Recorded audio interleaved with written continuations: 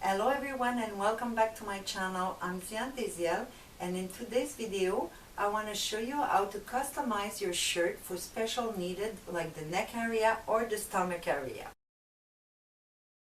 To my knowledge, the most frequent area that needs to be customized is the neck area. Most of the guys I know, they complain about tight fit at the neck, so you would have to modify your neck and redo a special collar.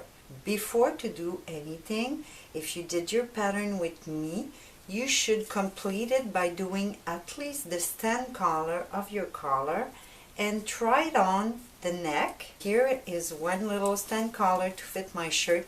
I did my pattern without any seam allowance, but with the overlap the same that I put on my front shirt. So this one is 1 centimeter. So you're going to try it on, overlapping like it should be.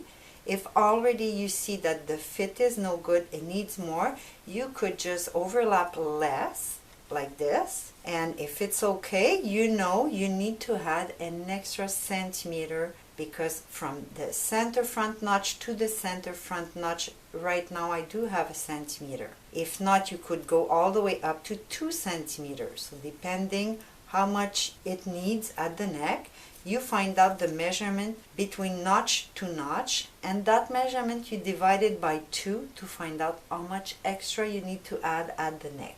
I did this stand collar in another video with the top part of the collar also, but for guys it's a tiny little bit different, so I will redo it for you, showing you the little difference that I noticed in men's shirt. And to find out the measurement you're going to need, you're going to take your yoke and your front pattern to get the complete neckline. Overlap your yoke line seam, so seam on top of the seam. This way you could find out your neck measurement. Remember that over here in the yoke you have the shoulder notch, so measure your back and your front all the way to the center front.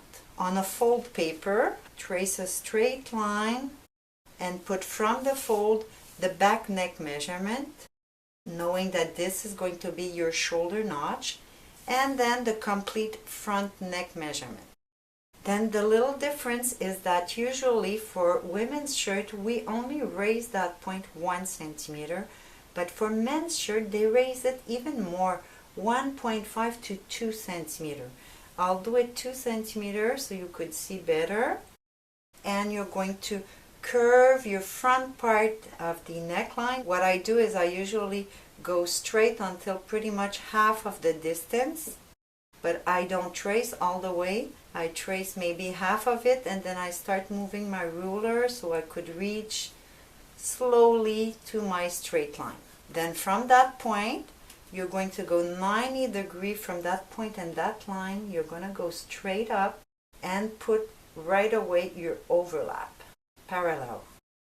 Then decide the width you want your stand collar. That's also a little wider for guys. So for women's for women's shirt I did 2.5.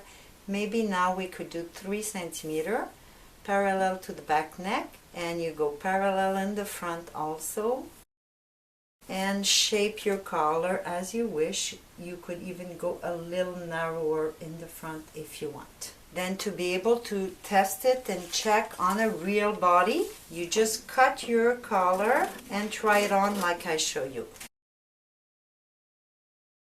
And to be able to measure, if you need some more, make your notch at the center front, so you'll be able to test on the body. With the notch you'll be able to measure how much you need or how much excess you have also if you want to reduce the size of the neck. When you did your fitting and you find out how much you need to add or remove, you go on your pattern, overlapping again seam line on top of seam line, and do your modification on your pattern. Don't cut yet, just go by measuring, and when you're sure your measurement is alright, then you remove or add paper if you're reducing the collar. For you to know, you should go parallel to your neckline because the shape should be okay already, and because it's a curved line, almost half a circle here, you will see that even just a little measurement could add whatever you need. For example, if you do need just a centimeter extra, that means on a half neckline you need 5 millimeters. Just by moving your line or enlarging your neck a millimeter or a millimeter and a half all the way, you could gain even more than 0.5. Very little detail. If you go in, same thing the other way, but very small measurement, and you'll see that it's going to give you pretty much what you want. Then I suggest, before going any further, redo your collar. It takes minutes, and test again on the body. When you know it's okay, redo your collar one more time, or just put your seam allowance all around and notch for your final pattern. Then you'll be able to develop the second part of the collar. The second most frequent area to adjust is the tummy or the stomach area, and for that modification there's a few options. First option should be to, let me show you right over here on the side seam. The front and the back have the same side seam, so you should do the same thing on both. You should just try to make your side seam straight. If I do make my straight line right now and we measure, it's going to tell you how much you're going to gain. In that case, I got 1.8. Take this measurement and multiply by 4, because that's what you'll get all around by doing a straight side seam. If you think that this is not enough, still do that. And you could also add to your back pattern by creating pleat that we see very often on shirts. You would glue another paper on, and you could add a parallel pleat if you want. Usually they're not that big, maybe a centimeter deep. So if you want a 1 centimeter deep, you put 2 centimeter for the total of the pleat, and just put notches for the pleat. I would do here an inverted pleat, so a notch right at the original center back and another one for the center fold. This will give you a total of 4 centimeters all around. If you feel like this is still not the right thing to do, or it's not enough, there's another way, especially if the extra that you need is more in the front. It's not for traditional, it's really to customize a shirt for someone. First, you would do your side seam straight, that's for sure. Then, if you do need some more because the stomach part in the front is a lot bigger, you could, that's what I would do, just slash your pattern, maybe at 5 centimeters from the side seam until the armhole. Then do a tiny little slash on the other side. The other little slash is for you to be able to add and keeping your pattern flat.